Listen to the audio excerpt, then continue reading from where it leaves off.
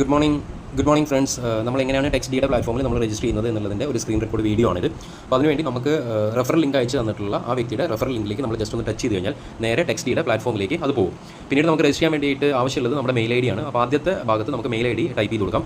Mail I D type ചെയ്ത് കൊടുക്കുമ്പോൾ spelling mistake വരാതെ ശ്രദ്ധിക്കണം. ഒപ്പം തന്നെ ഏറ്റവും നമ്മൾ താഴെ നിന്ന് സെലക്ട് ചെയ്യുന്ന സമയത്ത് അവിടെ മെയിൽ ഐ ഡി വന്നാലും അതിൻ്റെ അവസാനം ചിലപ്പോൾ ഒരു സ്പേസ് വന്ന് നടക്കുന്നുണ്ടായിരിക്കും. അപ്പോൾ ലാസ്റ്റ് ലെറ്ററിന് ശേഷം സ്പേസ് ഇല്ല എന്നുള്ളതും കൂടെ ഉറപ്പ് വരുത്തുക. എന്നിട്ട് നമ്മൾ ഒപ്റ്റെയിൻ എന്നുള്ളതിൽ ക്ലിക്ക് ചെയ്ത് കഴിഞ്ഞാൽ നമ്മൾ കൊടുത്ത മെയിൽ ഐ ഡിയിലേക്ക് നമുക്ക് അതിൻ്റെ OTP പോയിട്ടുണ്ടായിരിക്കും. രജിസ്ട്രേഷൻ വേണ്ടിയിട്ടുള്ള OTP പോയിട്ടുണ്ടായിരിക്കും. ഇൻബോക്സ് ചെക്ക് ചെയ്യുക. ചില ആളുകൾക്ക് ഇൻബോക്സിലല്ല സ്പാമിലാണ് വരുന്നത്. അതുകൊണ്ട് ഇൻബോക്സിൽ വന്നിട്ടില്ലെങ്കിൽ സ്പാമും കൂടെ ഒന്ന് ചെക്ക് ചെയ്ത് കഴിഞ്ഞാൽ നമുക്ക് സ്പാമിൽ OTP ഉണ്ടായിരിക്കും. ആ OTP ഒരു ടൈപ്പ് ചെയ്ത് കൊടുത്തിട്ട് പിന്നീട് നമ്മുടെ ഐ ഡി ഓപ്പൺ ചെയ്യാനുള്ള ഒരു പാസ്വേഡ് നമുക്ക് അവിടെ സെറ്റ് ചെയ്യണം. അതേ പാസ്വേഡ് നമുക്കൊന്ന് കൺഫേം കൂടെ ചെയ്തിട്ട് രജിസ്റ്റർ എന്ന് കൊടുത്തു കഴിഞ്ഞാൽ നമ്മുടെ ഐ ഡി ഓൾറെഡി രജിസ്റ്റേഡ് ആയി. അതിനുശേഷം നമ്മൾ ചെയ്യേണ്ട കാര്യങ്ങൾ ഞാൻ ജസ്റ്റ് എൻ്റെ ഐ ഡി ഓൾറെഡി രജിസ്റ്റേഡ് ആണ്, അത് ഒന്ന് തുറന്നിട്ട് ഞാൻ കാണിച്ചു തരാം. ഇതുപോലെ നമ്മൾ ടെക്സ്റ്റ് ഡി ഓപ്പൺ ചെയ്യുന്നു. അപ്പോൾ നിങ്ങൾ രജിസ്റ്റർ ചെയ്തതിന് ശേഷം ലോഗിൻ ചെയ്ത് കഴിഞ്ഞാൽ ഇതുപോലെ നമ്മൾ രജിസ്റ്റർ ചെയ്ത് കഴിഞ്ഞാൽ ഇതുപോലെ ലോഗിൻ ചോദിക്കും. അതിൻ്റെ തൊട്ട് താഴത്തായിട്ട് ഡൗൺലോഡ് ആപ്പ് എന്നും കൂടെ ഉണ്ടായിരിക്കും. അപ്പോൾ നമുക്ക് ആപ്പ് ഡൗൺലോഡ് ചെയ്യാൻ വേണ്ടിയിട്ട് ഡൗൺലോഡ് ആപ്പിൽ ടച്ച് ചെയ്യാം. ആൻഡ്രോയിഡ് ആണെങ്കിൽ ആൻഡ്രോയിഡ് ടച്ച് ചെയ്യാം, അല്ലെങ്കിൽ iOS ആണെങ്കിൽ iOS ടച്ച് ചെയ്തിട്ട് നമുക്ക് ആപ്പ് ഒന്ന് ഓപ്പൺ ചെയ്തെടുക്കാം. ആപ്പ് ഓപ്പൺ ചെയ്തതിന് ശേഷം വീണ്ടും നമ്മൾ അതിൽ ആപ്പിൽ ടച്ച് ചെയ്താൽ ഇതുപോലെ ലോഗിൻ ചോദിക്കും. അപ്പോൾ നമ്മുടെ മെയിൽ ഐ ഡി കൊടുക്കുന്നു, പാസ്വേഡ് കൊടുക്കുന്നു, എന്നിട്ട് ലോഗിൻ ടച്ച് ചെയ്ത് കഴിഞ്ഞാൽ നേരെ നമ്മുടെ ടെക്സ്റ്റ് ഡി നമ്മുടെ പേജിലേക്ക് ഓപ്പൺ ആവും. അതിൻ്റെ മുകളിൽ ഏറ്റവും ലെഫ്റ്റ് ഭാഗത്തായിട്ട് ഇതുപോലെ ഒരു ഹെഡിൻ്റെ തല ഉണ്ടായിരിക്കും. അതാണ് നമ്മുടെ ഐ ഡിയുടെ ഡീറ്റെയിൽസ് മുഴുവൻ അതിലാണ് വരുന്നത്.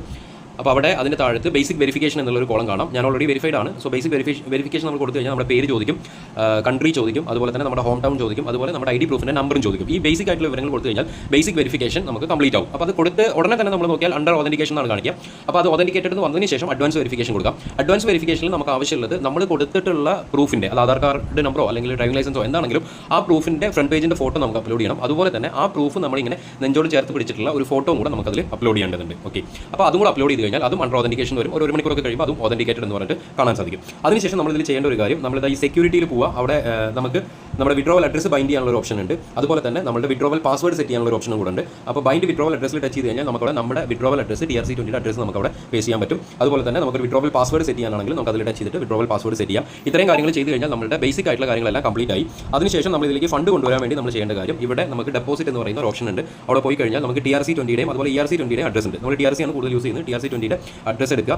അതിനുശേഷം നമ്മളത് കോപ്പി ചെയ്ത് നമുക്ക് TRC20യിലുള്ള USDT ആണ് നമുക്ക് ഇങ്ങോട്ട് ഉള്ളിലേക്ക് കൊണ്ടുവരേണ്ടത്. മിനിമം $300 ആണ് നമുക്ക് ഉള്ളിലേക്ക് കൊണ്ടുവരേണ്ടത്. അതിന് മുകളിലേക്ക് പിന്നെ 600 ഉണ്ട്, പിന്നീട് 1000 ഉണ്ട്, 2000, 2500 സംതിങ്, അതുപോലെ 3000, ഇത്തരത്തിലാണ് നമുക്ക് അതിൻ്റെ എമൗണ്ട് വരുന്നത്. സോ അത് നമ്മുടെ സൗകര്യം പോലെ നമുക്കത് ഇതിൻ്റെ ഉള്ളിലേക്ക് ഫണ്ട് കൊണ്ടുവരാൻ പറ്റും. ഫണ്ട് കൊണ്ടുവന്നതിന് ശേഷം നമുക്കത് എക്സ്ചേഞ്ചിലാണ് ഉണ്ടായിരിക്കുക. അത് ട്രേഡിലേക്ക് മാറ്റിയിട്ടാണ് നമ്മൾ ട്രേഡ് സ്റ്റാർട്ട് ചെയ്യുന്നത്. അത്തരം ഡീറ്റെയിൽസ് മറ്റൊരു വീഡിയോയിൽ നമുക്ക് ഷെയർ ചെയ്യാം. Okay, thank you.